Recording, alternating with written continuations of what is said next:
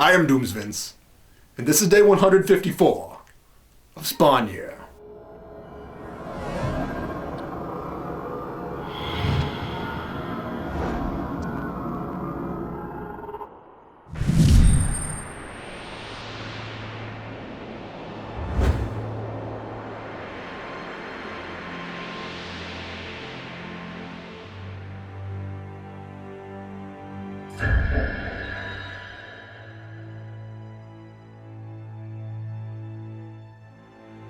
I was relieved to read the letters page last issue and discovered I won't have to read this series much longer. I had hoped that meant it was the last issue, but of course not. This is Spawn Year, an inventory of fiction that seemed especially designed to make me want to gouge my eyes out.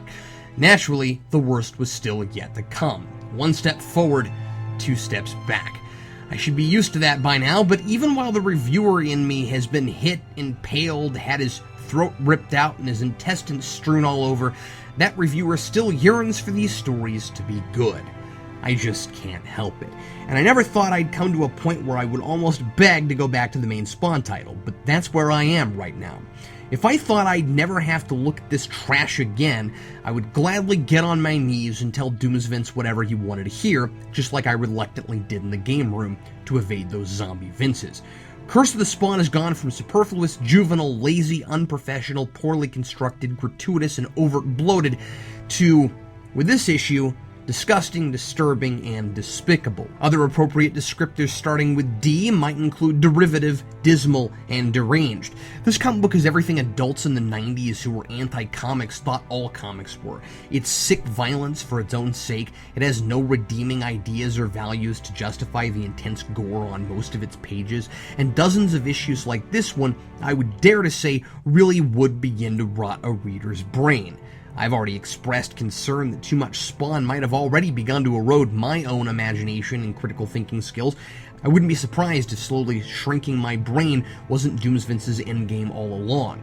But after countless comics that are all about baseless violence under the guise of dark but sophisticated, mature storytelling, this thing turns that dial up to 11. The Suture story was nearly this graphic, but McElroy created a vengeful anti-hero with her I was at least marginally invested in, even if she was basically the female version of the Crow. It was arguably more brutal than necessary, but the violence served a purpose there. I wanted, on a certain level, to see Suture enact retribution for all the cruelty I endured along with her.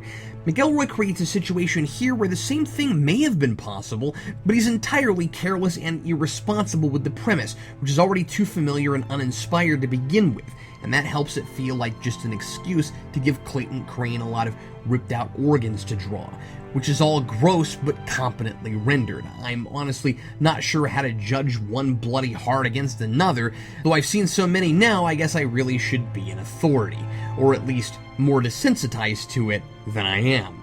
Oh, plot summary, right.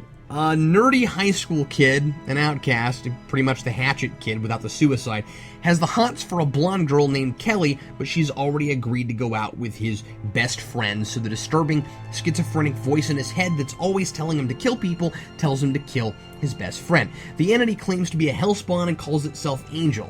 Huh, how clever.